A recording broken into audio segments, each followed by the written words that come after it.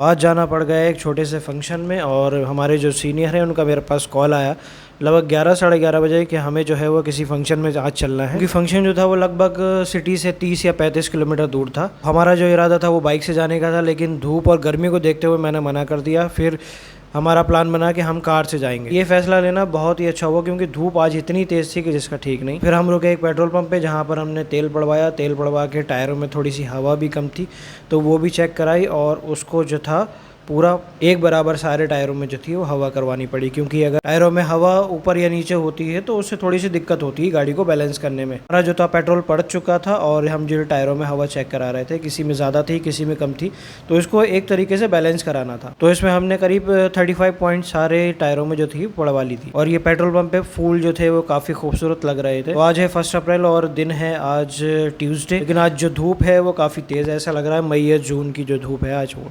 तो फिर हम गाड़ी में बैठकर शाबाद के लिए रवाना हो गए, जो कि रामपुर सिटी से लगभग 35 किलोमीटर दूर पड़ता है। हमारे जाने का जो प्लान था वो सडनली बना था, इसलिए हम जो कोर्ट से ही सीधे डायरेक्ट शाबाद के लिए निकल गए थे। और हमने शाबाद जाते हुए शॉर्ट रूट एक लिया, जहाँ पर ये अभी जो है ये कंस्ट्रक्शन चल रहा है इस ब्रिज पर, लेकिन ये फ़िलहाल कंप्लीट हो गया है। इसमें आने जाने में अभी फ़िलहाल कोई दिक्कत नहीं है, लेकिन इसमें अभी काम जो है वो बाकी है। क्योंकि जो अभी मेन रोड है उस पर भी कंस्ट्रक्शन चल ही रहा है, क्योंकि वो पूरी तरीके से डैमेज हो चुका था।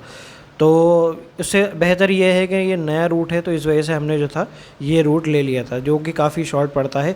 7 या 8 किलोमीटर लगभग हमारे जो है यहाँ से बच जाते हैं। रास्ता काफ़ी अच्छा था, लेकिन ये सिंगल हाईवे है और चारों तरफ इसके खेत हैं। गेहूँ सारे पक चुके हैं और कटाई भी लगभग शुरू हो चुकी है गेहूँ की। और ये वही गेहूँ है जो आपकी प्लेट तक पहुँचता है, यानी कि बहुत से लोग जो किसान होते हैं वो मंडी बेचते हैं, बेचने के बाद इसे ये बहुत से लोग जो होते हैं वो आटा जो है वो ख़रीद कर खाते हैं।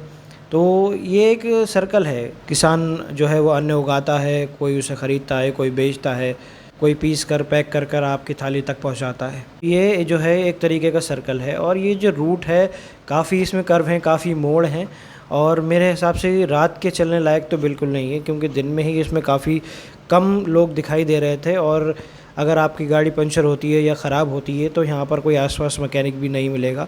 और रास्ते में 1 या 2 मुश्किल से गांव मिले हैं जो भी ज़्यादा आबादी वाले नहीं हैं। तो इसलिए मैं रिकमेंड करूँगा कभी भी आप अकेले हों तो इस रूट से ना जाएं, क्योंकि मेन रूट लेना ही ज़्यादा बेहतर है। अगर थोड़ा बहुत डैमेज भी है तो चलेगा, लेकिन इस रूट में रात को नहीं जाएँ, क्योंकि ये सिंगल रोड है और यहाँ कोई आसपास कोई ख़ास आबादी है नहीं। दोस्तों हम पहुँच चुके हैं शाबाद। लगभग यहाँ से 3 या 4 किलोमीटर दूर रह चुका है शाबाद यहाँ से। और यहाँ से देखिए आबादी जो है वो शुरू हो चुकी है, यानी कि अगर कोई फैक्ट्री या कोई इंडस्ट्री लगाता है तो ये आउटसाइड ही लगती हैं। तो ये यहाँ से शाबाद जो है वो 1 या 1.5 किलोमीटर दूर जो है वो रह चुका। और हम पहुँच चुके हैं हाईवे पर, और ये हम ट्रक के पीछे पीछे चल रहे हैं, क्योंकि हमें जाना है थोड़ा सा यहाँ से लगभग 1 किलोमीटर आगे। और यहाँ पर भी काम चल रहा है, क्योंकि यहाँ पे जाम लग रहा था थोड़ा सा। तो मैंने देखा यहाँ पर एक जो था जेसीबी जो लाइट पोल है, वो लाइट पोल जो ख़राब हैं सड़क के किनारे लगे हुए उनको हटा रही थी, ताकि जो ये हाईवे है इसको चौड़ा किया जाए। तो दोस्तों हम पहुंच चुके हैं यहाँ पर, मैरिज हॉल है यहाँ पर, उसके बाहर हमने गाड़ी जो है वो पार्क करा दी। और फिर हमने फंक्शन में जाकर देखा तो इसमें कुछ नेतागण भी आए हुए थे, यानी कि नवेद मियाँ वो भी यहाँ पर आए हुए थे। और जैसे ही हम पहुँचे वहाँ से निकल रहे थे। उसके बाद ये है मैरिज हॉल जहाँ हम गए थे। ये एक तरीके की पहले फैक्ट्री हुआ करता था, लेकिन इसको थोड़ा सा मॉडिफाई करके जो है वो एक तरीके का हॉल बना दिया गया है। देखिए ये यहाँ पर एक फैक्ट्री जैसा टीन शेड इस पर ऑलरेडी पड़ा हुआ है। और खाना खाने के बाद 2 घंटे बाद लगभग हमने जो था वो चाय का इंतज़ाम किया, क्योंकि चाय भी बहुत ज़रूरी है। और मैं तो चाय पीता नहीं हूँ, लेकिन हमारे जो सीनियर हैं उन्हें चाय ज़रूर चाहिए। तो इस वीडियो में मैं आपको दिखाना जा रहा हूँ शाबाद कास्तल नाम से एक बहुत फेमस जगह यहाँ पर शाबाद में है, जो कि रामपुर नवाब के टाइम की है। तो वैसे शाबाद कास्तल कहते हैं, लेकिन इसका जो नाम वो दिया गया है लक्की बाग। और ये जगह काफ़ी खूबसूरत है देखने में, और ये थोड़ी ऊंचाई पर बनी हुई है, और इसका नाम है लक्की बाग। आप सोच रहे होंगे कि ये कैसा नाम है लक्की बाग। तो उसके पीछे एक बहुत इंटरेस्टिंग फैक्ट है, क्योंकि ये जो बाग है लगभग 400 350 से लेकर 400 एकड़ के बीच में फैला हुआ है, और इसमें लगभग 1 लाख पेड़ जो हैं वो मौजूद तो अभी नहीं कह सकते, लेकिन जब ये बना था, जब इसको लगाया गया था बाग को, इसको बनाया गया था, तो 1 लाख जो पेड़ थे वो आम के इसमें अलग अलग नस्ल के लगाए गए थे। और इसको रामपुर नवाब ने बनवाया था 19वीं सदी में आराम करने के लिए। और इसके पास ही एक तालाब है जिसमें नवाब साहब आराम करते थे या शिकार खेलते थे। और अभी जो था वो प्रॉपर्टी को लेकर बंटवारा हुआ था रामपुर नवाब में जो उनके वंशज हैं। तो इस कोठी की वैल्यू लगभग, और ज़मीन की वैल्यू जो थी वो 750 करोड़ करीब वैल्यूएशन थी इस ज़मीन की। और इस जो कास्तल की नींव रखी गई थी वो 1855 से लेकर 1930 के बीच में इसकी नींव रखी गई थी, यानी कि ये बनना शुरू किया गया था। इस लकी बाग की एक ख़ास बात थी, इसमें जो आम के पेड़ थे वो अलग अलग नस्लों के थे, और इस बाग में जो मशहूर नस्लें थी आम की वो लंगड़ा, चौसा, तोतापरी और सफ़ेदा करके थी। और दोस्तों इस बाग की एक और ख़ास बात थी कि इसमें जो और नस्लें थीं वो काफ़ी रेयर थी, यानी दुर्लभ थी, जैसे सुरखा, समरवई, टपका और लैली जैसे बहुत सारी प्रजातियां थीं आम की, वो भी। और मुझे इतने नाम पता नहीं है फ़िलहाल इसके बारे में, लेकिन बहुत सारी प्रजातियां थीं जो कि यहाँ पे नहीं मिलती हैं, बाहर से लाई गई थी और दूसरी जगहों से लाकर यहाँ जो थे इनके पेड़ लगाए गए थे। और इस कोठी का जो डिज़ाइन था वो एक तरीके से यूरोपियन आर्किटेक्चर था, जैसे इंडो सैरेकेनिक,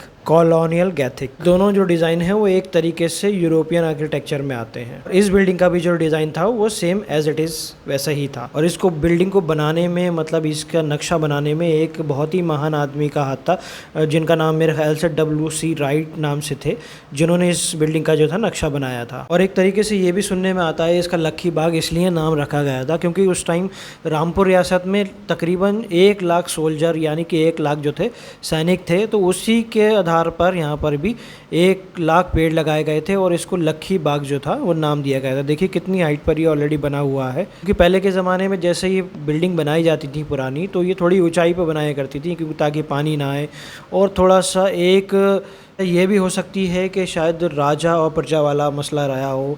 अब वो सब चीज़ें तो नहीं रहीं, लेकिन हो सकता है उस वक्त थोड़ा इस वजह से थोड़ा ऊंचाई पे बनाया गया हो। और यहाँ पर एक मुझे ये पेड़ दिखा, ये पेड़ तो शायद मेरे ख्याल से जंगली होता है, लेकिन इस पर अभी फूल आए हुए हैं, तो ये काफ़ी खूबसूरत लग रहा था। मैंने सोचा इसके पास जाऊँ, लेकिन जाने का कोई रास्ता नहीं था। लगभग टाइम हो चुका है, हमें 7 बजने वाले हैं और दिन अभी काफ़ी है यहाँ पर, और ये बेहद ही एक खूबसूरत जगह है, लेकिन आज ये गुमनामियों में है और यहाँ की कोई केयर या कोई देखभाल नहीं है। अगर कोई चीज़ डैमेज होती है तो वो हो जाए, इसका कोई लेना देना किसी से नहीं है। और फिर हिंदुस्तान की पब्लिक तो आप जानते हैं, लोग यहाँ पर अपना नाम लिखते हैं, मतलब बिल्डिंगों में नाम लिखकर क्या ही मिल जाता है, समझ नहीं आता। तो आज के ब्लॉग में इतना ही। कैसा लगा हमारा ब्लॉग, लाइक करें, सब्सक्राइब करें, शेयर करें। अगर कुछ जानकारी रह गई हो तो ज़रूर कमेंट बॉक्स में बताएं।